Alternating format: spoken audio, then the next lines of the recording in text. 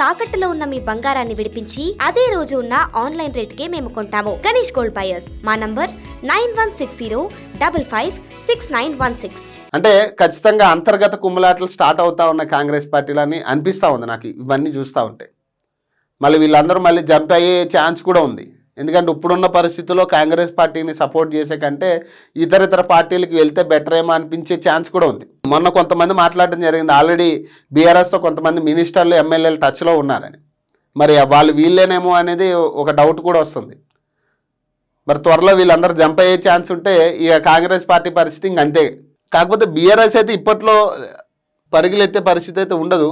BRS పార్టీకి అంత ఇప్పుడున్న పరిస్థితి అంత పట్టు అయితే లేదు. ఎందుకంటే కేసీఆర్ ఎప్పుడైతే ఆయన ఫామ్ హౌస్కే పరిమితం అయ్యిండో ఇక మొత్తం ఇక్కడ ఘోరమైన పరిస్థితి. బయట ఎంతమంది మాట్లాడినా ప్రజలు వినే పరిస్థితి లేదు. ఎందుకంటే ప్రతిపక్ష నాయకుడు అనేటోడు ముందుండి నడిపిస్తే ఖచ్చితంగా ప్రజల్లో కొంత చిత్తశుద్ధి ఉంటుంది. అంటే ఈ ప్రతిపక్ష నాయకుడు మా తరపు నుంచి మాట్లాడుతున్నాడే, మేము ఓట్లేసిన ప్రతిపక్ష నాయకుడు మా కోసం కొట్లాడుతున్నాడని.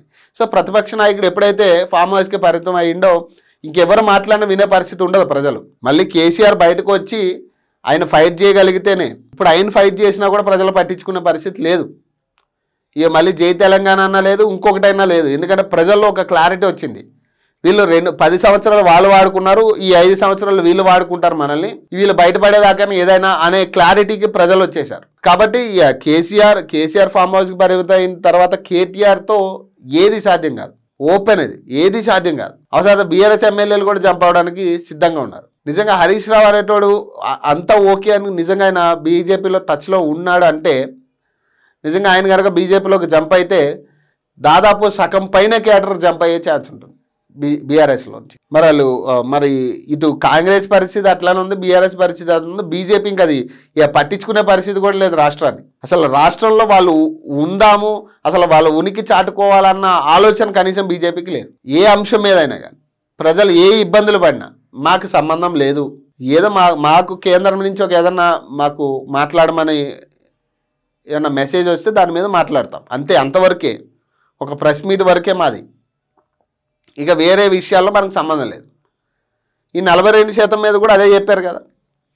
10% మీద మీరు ఏదైతే ముస్లింకి ఇస్తూ ఉన్నారో ముస్లిమ్స్ దానికి మేము వ్యతిరేకం. సో దాని గురించే 42% మేము అమలు చేయమని వాళ్ళు ఓపెన్గానే చెప్తా ఉన్నారు. బండి సంజయ్ లాంటి వాళ్ళు ఇది 9 షెడ్యూల్లో పెట్టడం కుదరదని రామచంద్రరావు చెప్తా ఉన్నాడు. అంతే, అక్కడ వరకే వాళ్ళ స్పందన ఉంటుంది. ఇక దాని మీద ఇంకా ప్రజల ఇబ్బందులు ఏంటి, బీసీలే ఇబ్బందులు ఏంటి, ఏం అవసరం లే.